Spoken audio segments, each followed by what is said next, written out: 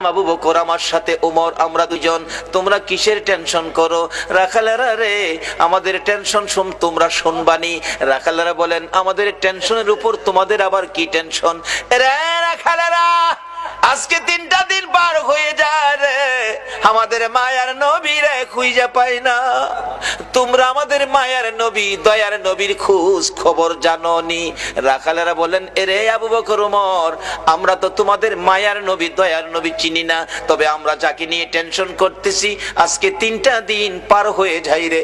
একটা মায়ার মানুষ রে, একটা নূরের পুতুল রে, পূর্ণিমার চাঁদের মতো চেহারা, ওই পাহাড়টার নিচে আজকে 3টা দিন হলো সেজদায় পড়ে উম্মতি উম্মতি বলে কান্দে রে আবু বকর। ওই লোকটার দিকে তাকাইয়া আমাদের সকল রাখালের বেড়া বকরি দুম্বা গুলো এক নজরে তাকায়া তাকায়া কান্দে, গাছ পানিতে মুখ দেয় না। আমরা টেনশনে আছি, এই বেড়া বকরি দুম্বা 3 দিন পার হয়ে গেল, না খায়া কত থাকবে, এখান থেকে নি সরিয়ে নেওয়া যায়। আমরা আঘাত করেছিলাম বেড়া বকরি দুম্বা গুলো সরিয়ে নেওয়ার জন্য। এরে আবু বকর ওমর, এত মার মারছি রে, কোন বেড়া বকরি দুম্বার চামড়া ফাইটা গেছে রে, তারা মার খাইতে রাজি রে, হে লোকটার কাছ থেকে যাইতে রাজি না। আবু বকর একটা চিৎকার মারছে, ওমর যার মারে বেড়া বকরি দুম্বা কান্দে রে, আমাদের রাসূল ছাড়া কেউ না। দুইজনে পাগল পাগল হইয়া দৌড়াইয়া কাছে যাইয়া দেখে আমার নবী সেজদায় পড়ে 3টা দিন পার হয়ে গেছে, 2টা রাত্র পার হয়ে গেছে। আমার নবীর ঘুম নাই, খাবার নাই, বিছানা নাই, এক সেজদায় 3 দিন। বলুন কার মায়ায় নবী কান্দে? আরে দয়ালো নবী, প্রেমের ছবি আর আসবে না জগতে, আমার দয়ালো নবী, প্রেমের ছবি আর আসবে না। হাসর দিনে উম্মত বিনে, হাসর দিনে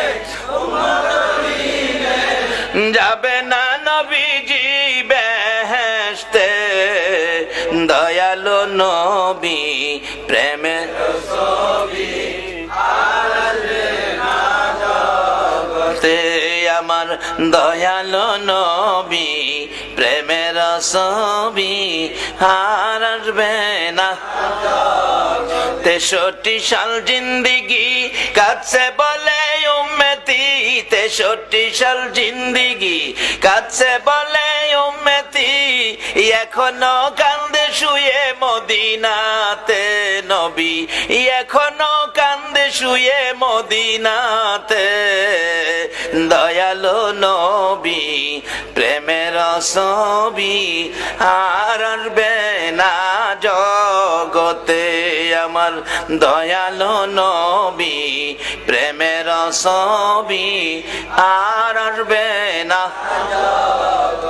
আমার নবী 3টে দিন পার হয়ে যায়, আপনার আমার ব্যথায় নবী কান্দে। আবু বকর পাশে দাঁড়িয়ে ডাকতেছে, ইয়া রাসূলুল্লাহ 3টা দিন পার হয়ে গেল গো, আমি আবু বকরকে বুইলা কেমনে রইলেন?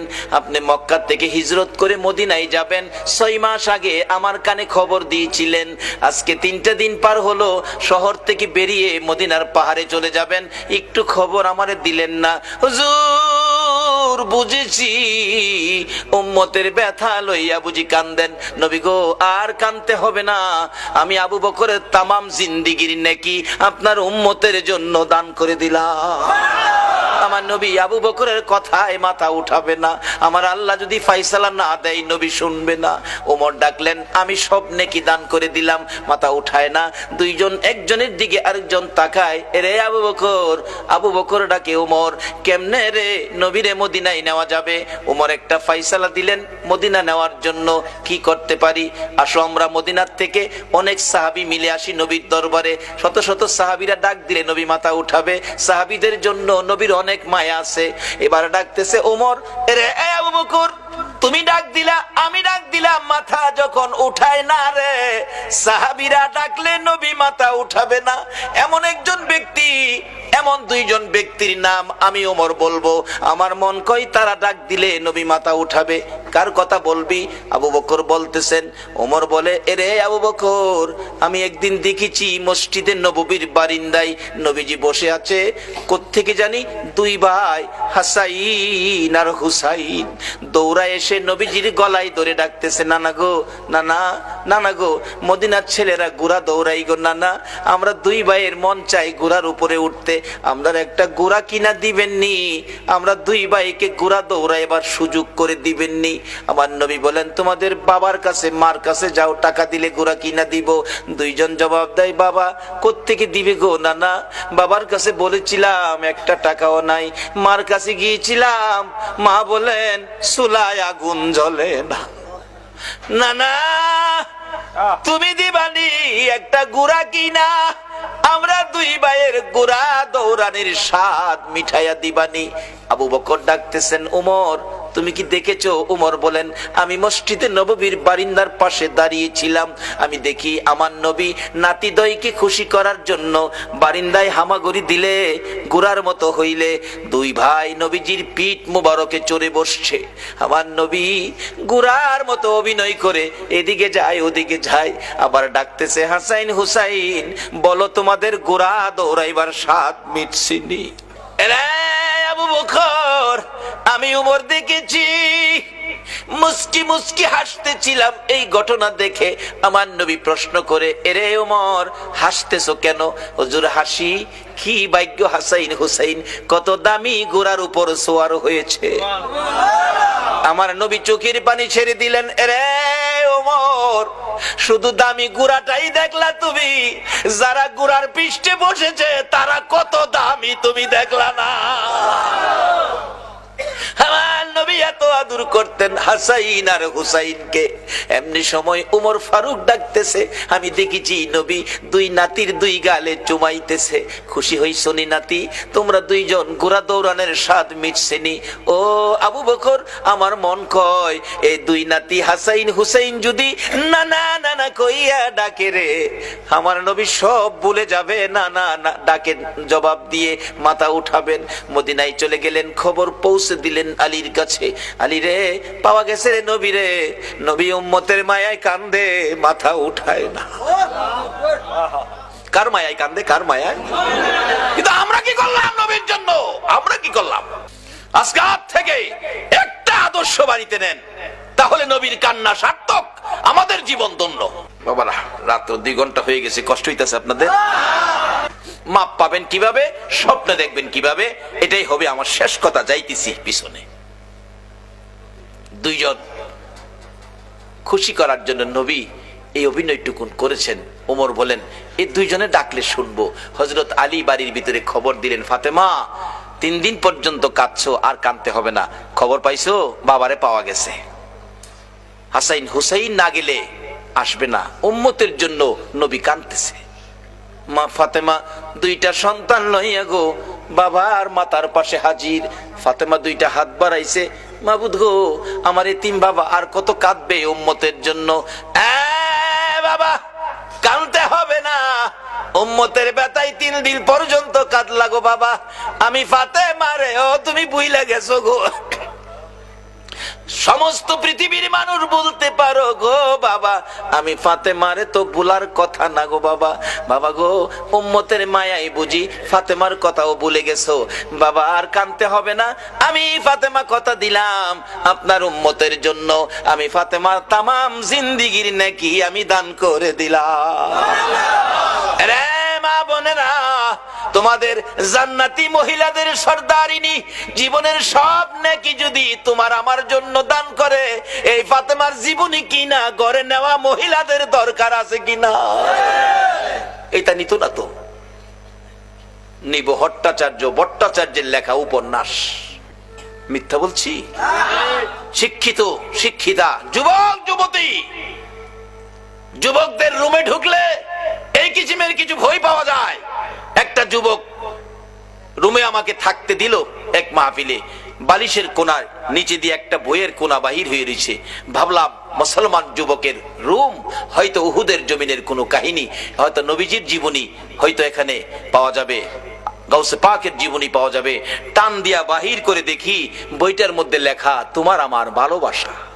আল্লাহর কসম করে বলছি, এই বালিশটার নিচের বইটাই লেখা তোমার আমার ভালোবাসা। তুমি কার লেখা ভালোবাসা পড়তেছো? এটা তোমার মুসলমানদের জন্য এটা শুভ লক্ষণ নয়। মাগো ও যুবতীরা, উপন্যাস পড়ে রাত্র কাটাইও না। কোন কোন যুবতী মহিলা ফজর আযান পড়ে এটা উপন্যাস পড়ে, এটার কপালও কি আছে আল্লাহই জানে। যদি রাত্র কাটাইতে হয় কিছু পড়ে ফাতেমার জীবনী পড়ে, বইটা ফাতেমার জীবনীটা পড়ে রাত্র কাটাও। কাল কিয়ামতে খাতুনে জান্নাত ফাতেমাতুজ জাহরার সাথে তোমার হাসর হয়ে যাবে। না হয় পবিত্র কোরআন শরীফ পড়ে রাত্র কাটাও, তোমার জীবন ধন্য হয়ে যাবে। কিন্তু এক বর্তমান বাংলার সমাজ ধ্বংসের দিকে যাচ্ছে। উপন্যাস পড়ে ফাতেমার জীবনী কিনে নেয় না, উহুদের জমিনের ঘটনা কিনে বাড়িতে নেয় না। একটা মহিলাও বলতে পারবে না একটা ফাতেমার জীবনী ঘরে আছে, দেখাইতে পারবে না। বলতেছিলাম যে ফাতেমা তামাম জিন্দেগির নেকি আপনার আমার জন্য দান করে দিয়েছে, তারপরও নবী মাথা উঠায় না। আপনার আমার ব্যথায় নবী কান্দে, ফাতেমার কথাও নবী শুনে না। হাসাইন হুসাইন দুইজন দাঁড়িয়ে আছে, মা ফাতেমা ডাকে, বাবা গো তোমরা দুইজন ডাক দাও গো, দেখি তোমরা ডাক দিলে নি আমার বাবা মাথা উঠায়। আর কত কাঁদবো, 3টা দিন বাবার পার হয়ে গেছে। দুইজন দুই দিকে নানা কইয়া ডাকতেছে। হুসাইন ডাকতেছে, নানা গো দুনিয়ার সব মানুষ বলতে পারো গো নানা, আমি হুসাইন রে কেমনে বইলা গেলা গো না। যে হাসাইন আর হুসাইনের মায়াই আমার নবী হাসাইন আর হুসাইনতে দেখতে গেলেন খাতুনে জান্নাত ফাতেমাতুজ জাহরার ঘরে। যাইয়া দেখে দুই ভাই ঘরে নাই। ফাতেমার চোখের মধ্যে পানি ঝরতেছে। নবী জিজ্ঞেস করে, ফাতেমারে কেন এইভাবে কান্দো? আমার নাতিরা কই? দুই নাতি না দেখলে আমার শান্তি লাগে না। ফাতেমা বলেন, বাবা গো আমি কাঁদতেছি কোন ব্যথায়। ঘরের পিছনে যাইয়া দেখেন গো বাবা, আজকে 3টা দিন পার হয়ে গেল আমি ফাতেমার চুলায় আগুন জ্বলে না। আপনার আদরের দুই নাতি না খাইয়া থাকতে থাকতে পেটের খিদার যন্ত্রণায় ঘরের পিছনে গলাগুলি করে নানা নানা কইয়া কাঁদতেছে গো বাবা। আমার নবী পিছনে যাইয়া দেখে গলাগুলি করে নানা নানা কইয়া কাঁদতেছে। নানা গো পেটের খিদা গো নানা, সহ্য করতে পারি না। আমার নবী বেরিয়ে গেলেন। ঘুরতে ঘুরতে যাইতে যাইতে একটা ইহুদির বাগানে আমার নবী চাকরি নিলেন। কুয়ার থেকে পানি উঠাবেন, গাছের গোড়ায় পানি দিবেন, পানি উঠাবেন 1 বালতি পানি 8টা, 1 বালতি পানি 3টা করে খেজুর, এইভাবে 8 বালতি পানি উঠাইয়া হাসাইন হুসাইনের মায়ায় আমার নবী বাগানে চাকরি পর্যন্ত নিয়েছে। এই ভালোবাসার হাসাইন হুসাইনে কষ্ট পাবে, এই কাজ আপনারা কইরেন না। আমার নবী 8 বালতি পানি উঠাইয়া 9 বালতি পানি পুরাইয়া টান দিলে রশি ছিঁড়ে বালতি কুয়ার ভিতরে পড়ে গেছে। ইহুদি দৌড়াই আসছে, পানি উঠাও পানি উঠাও। রশি ছিঁড়ে বালতি পড়ে গেছে, কি দিয়ে উঠাবো? ছিঁড়ে গেছে। হ্যাঁ না তুমি ছিঁড়ে ফেলছো? আমার নবীরে কয়, নবী বলে ছিঁড়ে ফেলছে। আমার নবী বলেন, ইহুদি রে আমি ছিঁড়ি নাই, ছিঁড়ে পড়ে গেছে। এই পর্যায়ে 1 কথা 2 কথা রাগ হইয়া নিষ্ঠুর ইহুদি, যেই নবীর চেহারায় জীবনে কোনদিন মশা মাছি বসে না, আমার নবীর গাল মুবারকে ইহুদি থাপ্পড় লাগাইয়া দিছে। আমার নবী একটা চিৎকার মারছে, ইহুদি রে পেটের খিদা রে, আমার নাতিরা 3 দিন পর্যন্ত খায় না, আমি রাসূল খাই নাই রে। 3 দিন না খাইয়া গালের গোশত শুকাইয়া গেছে রে ইহুদি, আমার গালে থাপ্পড় দিছস, বল তোর হাতে ব্যথা পাইছস নি? ইহুদি বলেন, কার গায়ে হাত তুললাম গো? আমি মারলাম, আমারে জিগাই ব্যথা পাইছিনি। আমার নবী ডাকে, এরে ইহুদি আমার 8 বালতি পানির বিনিময় 24টা খেজুর দিবি? হ দেব, দে। আমার হাসাইন আর হুসাইন কান্দে পেটের খিদায়। 24 খেজুর লইয়া নবী রওনা হলেন, চলে যাবেন নাতিদের খাওয়ানোর জন্য। আমার আল্লাহ কয়, জিবরাইল রে আমার বন্ধুর কানে খবর দে, বন্ধু যেন কুয়ার ভিতর থেকে বালতি উঠাইয়া দিয়ে আসে। জিবরাইল ডাকে, হুজুর যাইতেছেন গা? বালতি উঠাইবো কে? বালতি তো কুয়ার ভিতরে সিরা পড়ছে, কিভাবে উঠাবো? কিছু তো নাই, উঠাবো কি দিয়া? জিব্রাইলকে, হুজুর কিছু লাগে না, যেখানে রাহমাতাল লিল আলামিন আছে এখানে কিছুই লাগে না, আপনি কুয়ার ভিতরে হাত দিয়া বালতিরে ডাক দেন। সুবহানাল্লাহ, আস্তে কইলেন।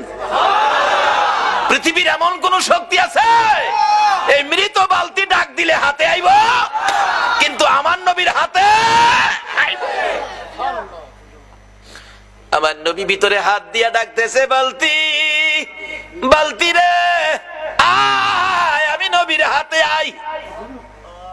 আমার নবী ডাক দিতে দেরি, কুয়ার ভিতর থেকে বালতি নবীর হাতে আসতে দেরি হলো না। উঠাইয়া ইহুদির সামনে দিলেন, এই লাও তোমার বালতি দিয়ে গেলাম। বলুন, মৃত বালতি নবী ডাক দিলে এই নবীর হাতে আসবে কিনা? যদি বিশ্বাস করতে কষ্ট হয়, চলুন আমরা একটুখানির জন্য মদিনায় যাই। যাবেন? যাবেন মদিনায়?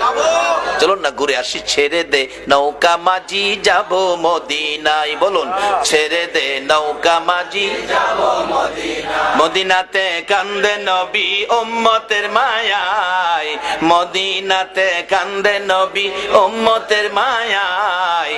ছেড়ে দে নৌকা মাঝি যাব মদিনায়, ছেড়ে দে নৌকা মাঝি যাব মদিনায়। মদিনায় যায় দেখেন, যারা হজ করতে গেছেন, ছোট্ট একটা চিহ্ন আছে, জায়গাটার নাম লেখা আছে উস্তুনে হান্নানা, মৃত খেজুরের গাছ। নবীজি মসজিদের নববীতে মিম্বরের পাশে হেলান দিয়ে খুতবা পড়তেন। যেদিন মিম্বর পাকা হইছে, শুকনা খেজুরের ডাল গাছ উঠায় ফেলাই দিছে, পাকা মিম্বরে দাঁড়াইছে, নবী খুতবা দিবেন, কিন্তু নবীর কানে কান্নার আওয়াজ আসতেছে, কে যেন এতিমের মতো কান্দে, মা বাবা হারা এতিম। রাসূল বলেন, সাহাবীরা দেখে তো কে কান্দে, আমার কানে কান্দার আওয়াজ আসতেছে। সাহাবীরা কই, ইয়া রাসূলুল্লাহ, রাসূল সামনে, আমরাও সামনে, কান্নার তো কোনো কথা না, আমরা রাসূল পাইলে তো খুশি, আমরা তো কাঁদতে পারি না। রাসূল বলেন, আমার কানে কান্নার আওয়াজ আসতেছে। সাহাবীরা বেরিয়ে গেলেন, তালাশ করে দেখে মসজিদের পাশে মরা শুকনা খেজুরের গাছ কাঁদতেছে। মরা শুকনা খেজুরের গাছ যদি কান্তারে, মরা বালতি নবীর হাতে আইতে পারে না? পৃথিবীর কোন দলের আলেম উস্তুনে হান্নানার ঘটনা অস্বীকার করার ক্ষমতা নাই। ডাকতেছে গাছটাকে লইয়া, ইয়া রাসূলুল্লাহ, এই যে শুকনা লাকড়ির সমতুল্য গাছটা কাঁদতেছে। রাসূল জিগায়, এ খেজুরের গাছ, তুমি তো মৃত, কাঁদতেছো কি ব্যাপার? খেজুর গাছের কান্না আরো বাড়ছে। হুজুর, কাঁদতেছি আপনার মায়ায়, ভালোবাসায়, আমার ভালোবাসায়। হুজুর, আমি যে ব্যথিত হয়ে গেছি, আমি যে পুরা কপাল হয়ে গেছি। এতদিন রাহমাতাল লিল আলামিন নবীর পিঠের সাথে লেগে থাকতাম, আজকে মিম্বর পাকা হওয়াতে আমারে ফালাইয়া দিছেন। নবী গো, আপনার বিরহের ব্যথায় আমি কাঁদতেছি। মৃত গাছ মানুষের মতো কথা কয়। রাসূল বলেন, তাই নাকি? হ্যাঁ। ও খেজুরের গাছ, তুমি কাঁদো না, আমি রাসূল তোমার জন্য দোয়া করে দেই, তুমি একটা জীবিত খেজুরের গাছ হয়ে যাইবা। আচ্ছা, আমরা নবীর দোয়ায় মৃত গাছ জীবিত হইব নি? পৃথিবীর এমন কোন শক্তি আছে মৃত গাছ জীবিত করতে পারে? একমাত্র পারে নবী মুহাম্মদুর রাসূলুল্লাহ। সে নবীর ভালোবাসায় আপনারা বসে আছেন। দাবি তো দুইটা, গুনাহ মাফ নেবেন, নবীকে স্বপ্নে দেখবেন। কিভাবে? শেষ কথা আসতেছি সামনে।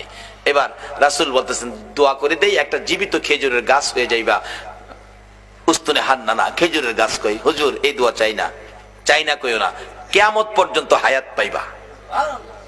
হুজুর এই দোয়া চাই না, শোনো, বরকতের খেজুর হইব, 12 মাস খেজুর, কোন সিজন লাগবে না, 12 মাস খেজুর থাকবো আমি দোয়া করে দিলে। নবীর দোয়ার মধ্যে এই বরকত আসেনি? আল্লাহু আকবার, কি যে বরকত, কত যে কাহিনী বরকতের, অন্যদিন বলবো। এবার ডাকতেছে, আমি দোয়া করে দেই, বরকতের খেজুর থাকবে 12 মাস। হুজুর এই দোয়া চাই না, চাই না কইও না, কিয়ামত পর্যন্ত আমি দোয়া করে গেলে এই বরকতের খেজুর সমস্ত পৃথিবীর উম্মতেরা খাইবো ঠিক, কিন্তু গাছের খেজুর কমাই পারতো না। সারা পৃথিবীর মানুষ খাইলেও খেজুর কমতো না।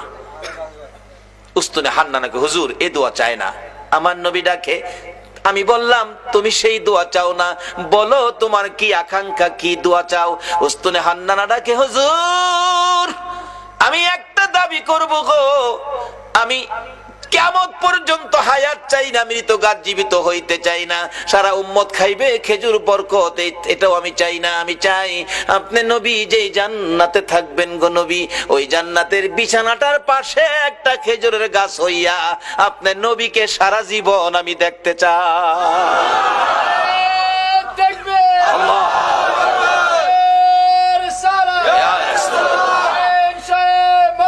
জিন্দাবাদ, জিন্দাবাদ, জিন্দাবাদ, মাশাআল্লাহ, মাশাআল্লাহ, মাশাআল্লাহ, মাশাআল্লাহ, মাশাআল্লাহ। আল্লাহ কবুল করো, সকলে বলুন আমিন। আমার নবী ডাকছে, ও সাহাবীরা, এই উস্তুনে হান্নানাকে মানুষের মতো কবর দিয়ে দাও, দাফন করে দাও। যেখানে দাফন করা হয়েছে এখানে চিহ্নিত আছে উস্তুনে হান্নানা, নবীর ভালোবাসার মরা গাছ। এখানে 2 রাকাত নামাজ পড়লে নবীর ভালোবাসার মরা গাছের কাছে আল্লাহ পাক তার গুনাহ মাফ করে দেয়। মরা গাছের নিচে যদি 2 রাকাত নামাজ পড়লে গুনাহ মাফ দেয়, আর নবীর ভালোবাসা লইয়া সরাসরি যদি 2 রাকাত নামাজ পড়ি, আল্লাহ কি আমরারে মাফ দিবে না? মাফের জন্য নামাজটা অনেক উপকার করে, কিন্তু নামাজে তো আমরা যাই না। দয়ার নবী, মায়ার নবী, উম্মতের দরদি নবী, উম্মতের ব্যথায় ব্যতীত নবী সেজদায় পড়ে আছে, নবী মাথা উঠায় না। হাসাইন হুসাইন 2 ভাই মিলে ডাকতেছে, নানা গো আমরা 2 ভাইরে কেমনে বুইলা গেনা গো নানা, যে 2 ভাইয়ের জন্য নবীর কত মায়া ছিলেন। ইহুদি ডাকতেছে, হুজুর বালতি উঠাইলেন আপনি, কে আপনি, পরিচয় কি? কুয়ার ভিতর থেকে বালতি হাতে ডাক দিলে আপনার হাতে আসে। আমার নবী বলে, এরে ইহুদি বালতি বুইজা রাখ, আমার নাতিরা কান্দে, আমি দেরি করতে পারি না। দৌড়ায় বাড়িতে চলে গিয়ে হাসাইনকে এক পাশে, হুসাইনকে আরেক পাশে বসাইয়া আমার নবী 2 জনের মুখে খেজুর তুইলা দিতেছে আর ডাকতেছে, হাসাইন হুসাইন রে, দুনিয়াতে কষ্ট করলা, কিছু খাবারের ব্যবস্থা করে দিলাম, হাসরের ময়দানে তোমরা 2 ভাইয়ের প্লেট আগে আসবে রে নাতিরা, তোমরা 2 ভাইয়ের পাশে পাশে সবাই খাবার পাবে, তোমাদের প্লেটের আগে আমার আল্লাহ কাউরে খাবার দিবে না। কষ্ট করো নাতিদয়, কষ্ট করো, আমি রাসূল তো তোমাদের পক্ষে আছি। এই কথা শুনে শান্ত হলেন, খেজুর খাইতেছেন। এদিক দিয়ে ইহুদি ডাকতেছে, কার গায়ে হাত তুললাম? যিনি কুয়ার ভিতরে হাত দিলে মৃত বালতি হাতে আসে, আখিরি নবী ছাড়া কেউ হবে না। ভুল করেছি, অন্যায় করেছি, কার সাথে বেয়াদবি করলাম? নিজের হাত নিজে কূপ দিয়া কাইটা ফেলাইছে। কার সাথে বেয়াদবি করছিস? বেহুশ পতিকেরা যাচ্ছে, কুয়ার থেকে পানি উঠাইয়া মাথায় পানি দিলে জ্ঞান ফিরছে। কি হলো তোমার, হাত কাটা কেন, কে কাটছে? ও পতিকেরা, আমার আখিরি নবীর দরবারে লইয়া যা। যাইয়া ডাক দিলে হাতটা কাটা, হাতে লইয়া গেছে। নবী বেরিয়ে আসছেন, আয়েশা দেখে ওই ইহুদি, আমরা যদি হইতাম আগে হেরে সাইজ কিরা লাইলাম হইলে। নবীর আদর্শ কত সুন্দর। রে ইহুদি, তোমার হাত কাটা কেন? কেন তোমার এই বিপদ, এত কষ্ট, রক্ত ঝরতেছে? হুজুর এই হাত রাসূলের সাথে বেয়াদবি করেছে, আমি হাত কেটে ফেলেছি। রাসূল বলেন, কি করলা তুমি? হুজুর বলুন, বেয়াদবির ক্ষমা পাবো।